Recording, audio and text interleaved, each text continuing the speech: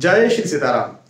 अलग अलग ग्रह लग्न कुंडली के अलग अलग भाव में होंगे तो अपने कैसे फल देंगे, इस बारे में हम चर्चा कर रहे हैं। और मैं यहाँ पर आपको ज्योतिष सिखा रहा हूं। मैं आपको पहले एक बहुत जरूरी बात बता दूं कि यदि आप एक बेसिक एस्ट्रोलॉजर बनना चाहते हैं, अपनी कुंडली खुद पढ़ना सीखना चाहते हैं, तो आपको जाना है YouTube चैनल VS एस्ट्रोलॉजी की playlist astrology lesson in Hindi में। वहां पर जाकर के आप कतारबद्ध तरीके से सिस्टमैटिकली अरेंज्ड ऐसे वीडियोस देखेंगे जिन्हें देखकर, जिन्हें सीखकर, जिन्हें समझकर आप एक बेसिक एस्ट्रोलॉजर बन सकते हैं। ये मेरा दावा है। रही बात एडवांस एस्ट्रोलॉजर बनने की, तो भैया उसके लिए आपको कई सारी कुंडलियां देखनी पड़ेगी, बहुत सारा समय लगाना पड़ेगा, बहुत सारे साल लगाने पड़ेंगे। साल वर्ष जब आप लगाएंगे, कुंडलियां कई सारे केस अटेंड करेंगे, तो जाकर के आप एक एडवांस एस्ट्रोलॉजर बन पाएंगे। ऐसे थ्योरेटिकली एडवांस एस्ट्रोलॉजर नहीं बन सकते, लेकिन हाँ बेसिक एस्ट्रोलॉजर आप बन जाए वो गारंटी मेरी। हाँ, आपको सारे वीडियोस देखना है और जैसा मैं सिखा रहा हूं वैसा सीखना है बस। चलिए, आज हम क्या बात कर रहे हैं? आज हम बात कर रहे हैं बुध महाराज लग्न कुंडली के छठे स्थान पर होंगे तो अपनी महादशा में वो कैसे फल देंगे। अब देखो, छठा स्थान होता क्या है पहले ये समझिए। छठा स्थान को हम कहते हैं रोग मतलब हेल्थ इश्यूज, स्वास्थ्य की हानि, है ना, स्वास्थ्य का प्रॉब्लम, हेल्थ का इशू। तो छठे स्थान को रोग का भाव कहते हैं। ऋण मतलब कर्जा। देखिए, कर्जे भी दो प्रकार के होते हैं, एक गुड डेप्ट, एक बैड डेप्ट। कल मैं एक इंटरव्यू देख रहा था गौतम अडानी, जो कि आज जब ये वीडियो बन रहा है तब वो विश्व के तीसरे सबसे अमीर व्यक्ति बन चुके हैं। तो उनके माथे पर भी कर्जा है, ढेर सारा कर्जा है। मुकेश अंबानी के माथे पर भी कर्जा है। लेकिन ये गुड डेप्ट है, बैड डेप्ट है।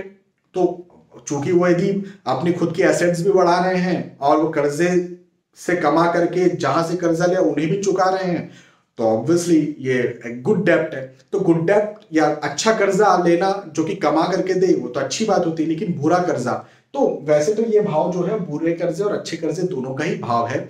लेकिन अभी हम आगे और गहराई से इस चीज को समझेंगे, क्योंकि ये बुरे कर्जे को ज्यादा रिप्रेजेंट करने वाला है, हम समझेंगे। लेकिन ये दोनों ही कर्जों का भाव कहलाता है। शत्रुता मतलब कॉम्पिटिटर, आपके कॉम्पिटिटर्स भी हो सकते हैं, आपके हिडन एनिमीज भी हो सकते हैं, आपके साथ हो रही पॉलिटिक्स भी हो सकती है। ऑफिस पॉलिटिक्स जो होती है ना, वो भी हो सकती है।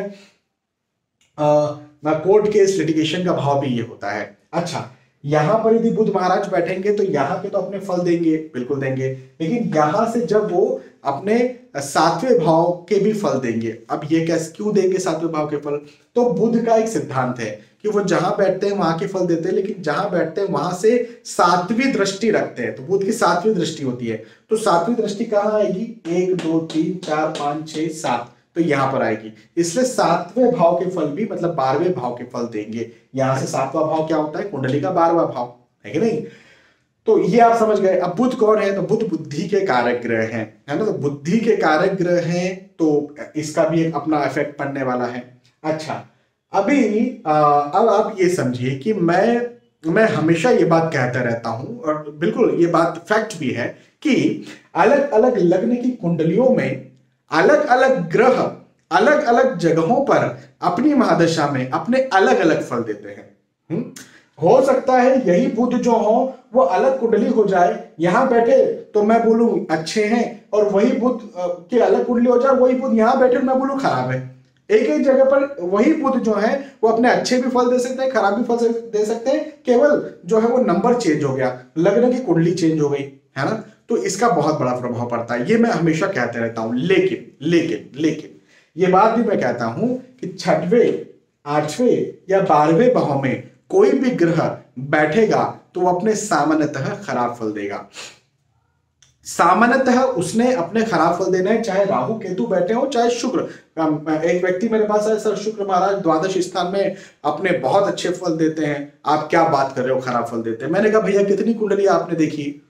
सर कुंडलियां तो नहीं देखी। तो मेरे भाई साहब कुंडलियां देखो तो सही, आप पड़ी बात पे आ गए। किसी ने आपसे कुछ कह दिया, ठीक है, आप उसके बारे में सोचो, मेरी बात को आंख बंद करके विश्वास नहीं करना है ना आपको, मत करो, ठीक है, मैं नहीं कहता। लेकिन आप जरा कुंडलियां तो देखो, तो आप ये पाएंगे कि सामान्यतः छठवें, 8वें, 12वें भाव में चाहे राहु केतु, चाहे कोई भी ग्रह बैठे हो, सामान्यतः अपने खराब फल देंगे। अब ये सामान्यतः शब्द का इस्तेमाल मैं क्यों कर रहा हूं?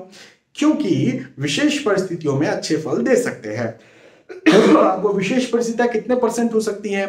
तो मान के चले कि 100 लोग हैं, ऐसी कैसी स्थिति मान के चले, ऐसे बुध बैठे हुए 6वें स्थान पर और ऐसे 100 लोग हैं, तो 100 में से 95 लोग बोलेंगे हमें खराब फल मिल रहे हैं, बहुत खराब फल मिल रहे हैं। 1 2 3 4 5 जन हो सकता है बोले कि हमें बहुत अच्छे फल मिल रहे हैं, बहुत बहुत आगे बढ़े हम इस दशा में। तो ऐसे अच्छे फलों में के रेशो में बहुत कमी है, और यदि कमी है तो इस वजह से हम कहते हैं कि मुख्यतः जो है वो खराब फल ही देने वाले होते हैं 6वें 8वें और 12वें भाव में बैठे हुए ग्रह और उनकी महादशा चल रही हो तो, है ना। तो ऐसे आप कुछ एकाध कुंडलियां मुझे बता सकते हो जिनको बहुत अच्छे रिजल्ट मिल रहे होंगे, वो क्यों मिल रहे होंगे उसकी भी मैं अभी व्याख्या करूंगा। लेकिन चूंकि अधिकतर खराब फल मिलते हैं, तो क्या खराब फल मिलेंगे हम ये समझते हैं। तो आप ये मान लीजिए कि चाहे कोई सा भी आपका लग्न हो, चाहे कोई से भी नंबर के साथ में बुध महाराज बैठे हो, यदि बुध महाराज की महादशा चल रही है तो सामान्यतः खराब फल मिलेंगे। और खराब फल क्या मिलेंगे, तो बुध चूंकि बुद्धि के कारक हैं तो बुद्धि को खराब करने का, भ्रष्ट करने का काम करते हैं। तो खास तौर पर जो स्टूडेंट्स हैं उनका पढ़ाई में मन न लगे, उनकी याददाश्त उतनी अच्छी न रहे, ऐसी स्थितियां हो जाती हैं। हेल्थ इश्यूज हो, खासतौर पर पेट का निचला हिस्सा, कमर की समस्या पैदा हो, ऐसी स्थिति हो जाती है। चिंता तनाव एंजाइटी हो, कॉन्फिडेंस की कमी हो, ऐसी स्थिति भी हो जाती है। कर्जे की स्थिति बन जाती है, खर्चे की स्थिति ज्यादा हो जाती है, कई बार कोर्ट केस लिटिगेशन की स्थिति भी हो जाती है, पैसा ना रुके ऐसी स्थिति होती है। द्वादश भाव विदेश का भाव है, तो व्यक्ति बुध की दशा में विदेश जाना चाहे तो विदेश जरूर सेटल हो सकता है या जा सकता है, ऐसा भी होता है। लेकिन कई बार ये बात ऐसी भी रहती है कि व्यक्ति अपने घर में रहना चाहे, घर के आसपास रहना चाहे, लेकिन उसे कहीं दूर जाकर के रहना पड़ता है या उसका स्थानांतरण हो जाता है। तो ऐसी स्थिति में यदि कोई व्यक्ति बिजनेस करता है तो बिजनेस उसका बिल्कुल लॉस जाता है। नौकरी भी करता है तो वैसे तो नौकरी ही करना चाहिए, लेकिन नौकरी भी करता है तो सेविंग्स उतनी अच्छी नहीं हो पाती है। बुध की दशा में कर्जा लेना मतलब पाप करना, थोड़ा सा भी कर्जा लेना बिल्कुल गलत हो जाएगा, रिस्की इन्वेस्टमेंट करना गलत हो जाएगा, किसी को पैसा उधार देना गलत हो जाएगा, है ना। तो बुध की महादशा बिल्कुल अच्छी नहीं रहती है और प्रॉब्लम क्रिएट करने वाली होती है। इसका उपाय भी मैं आपको आगे बताऊंगा। ये नेगेटिव रिजल्ट्स मैंने बता दिया, अब उपाय भी बताऊंगा। लेकिन अब पॉजिटिव रिजल्ट्स की बात करते हैं। मैंने कहा था कि विशेष परिस्थितियों में बुध महाराज अपने अच्छे फल दे सकते हैं। तो विशेष परिस्थितियां क्या होती है, मैंने अभी थोड़ी देर पहले कहा था कि राहु केतु और शुक्र होंगे तो कुछ अच्छे फल भी वो दे सकते हैं। तो विशेष परिस्थिति होती क्या है, चाहे बुध की हो चाहे किसी और की हो, तो वो विशेष परिस्थिति 2-4 प्रकार से हो सकती है। पहली तो ये कि एक कहलाती है विपरीत राजयोग। ये क्या होता है, विपरीत राजयोग का मतलब होता है 6वें 8वें और 12वें भाव का स्वामी 6वें 8वें और 12वें भाव में से कहीं पर भी जाकर के बैठ जाए, और यदि लग्नेश की स्थिति कुंडली में बहुत अच्छी है तो ये विपरीत राजयोग की स्थिति कहलाती है।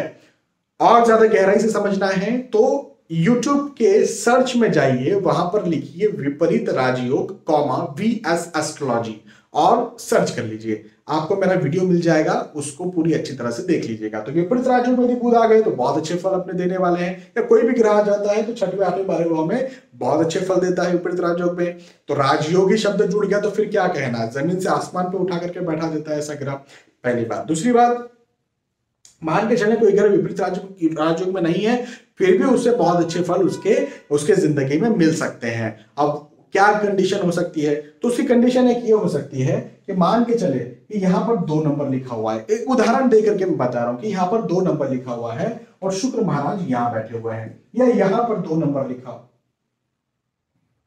यहां पर 2 नंबर लिखा हुआ है, या यहां पर 2 नंबर लिखा हुआ है और शुक्र महाराज जो है वो यहां पर जाकर के बैठ गए हैं, या शुक्र महाराज यहां पर जाकर के बैठ गए, या शुक्र महाराज यहां पर जाकर के बैठ गए, मान के चलते हैं, है ना।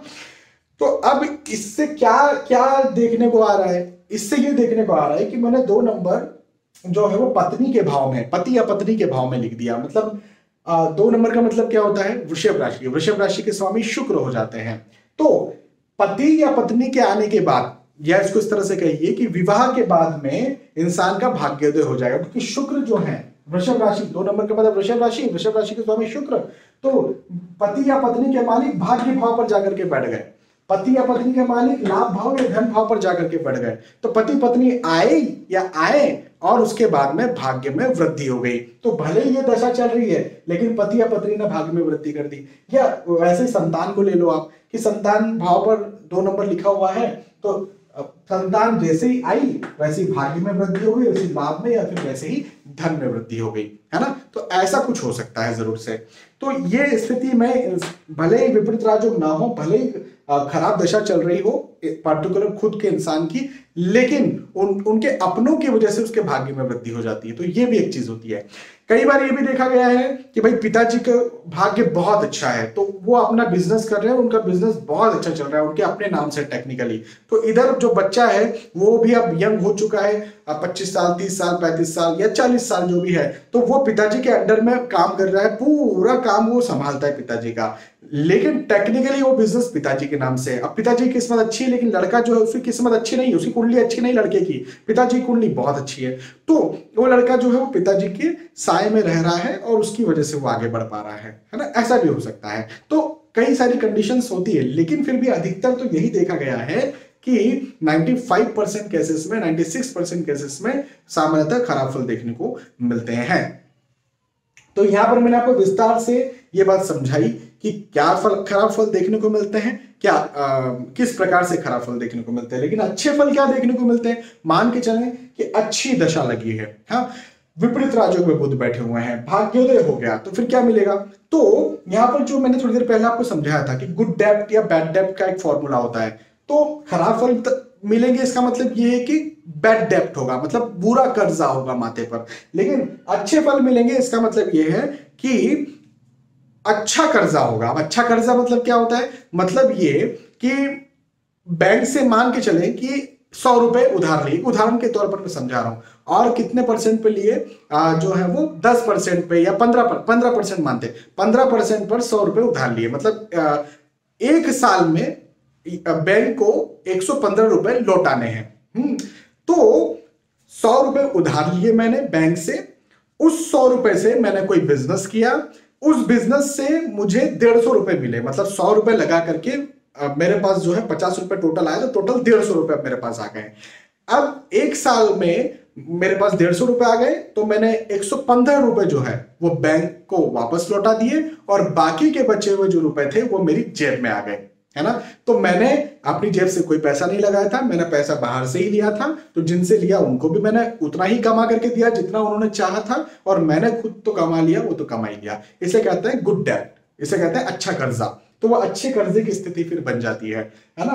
अब बिजनेस व्यक्ति बिल्कुल कर सकता है, राजयोग चल रहा है, बिजनेस कर सकता है, गवर्नमेंट जॉब लग सकती है, क्योंकि ये नौकरी का भाव भी कहलाता है। तो गवर्नमेंट जॉब के योग भी व्यक्ति के हो जाते हैं। हेल्थ इश्यूज उतने ज्यादा नहीं होते हैं, पारिवारिक तौर पर स्थितियां अच्छी होती हैं, और सारे काम बहुत स्मूथ चल रहे होते हैं। भाई मैंने कहा ना, पत्नी या बच्चे के बाद मान के चले कि भाग्योदय हो गया, तो सारे काम स्मूथ चलेंगे। भाग्योदय का मतलब ही होता है सारे कामों का स्मूथ चलना, है ना। तो ये इस प्रकार के फल देखने को यहाँ पर मिलते हैं।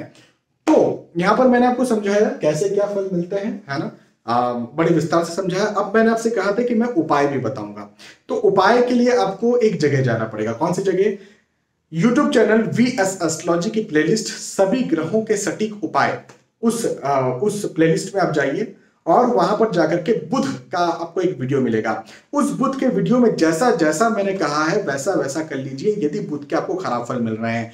एक बात बस ध्यान रखिएगा कि यदि आपके बुध लग्नेश हैं, लग्नेश कैसे पहचानेंगे आप? यहां पर 3 या यहां पर 6 नंबर लिखा हुआ है, दोनों में से कोई भी एक नंबर लिखा हुआ है, तो बुध का दान करने को मैंने कहा है, बस दान मत करना।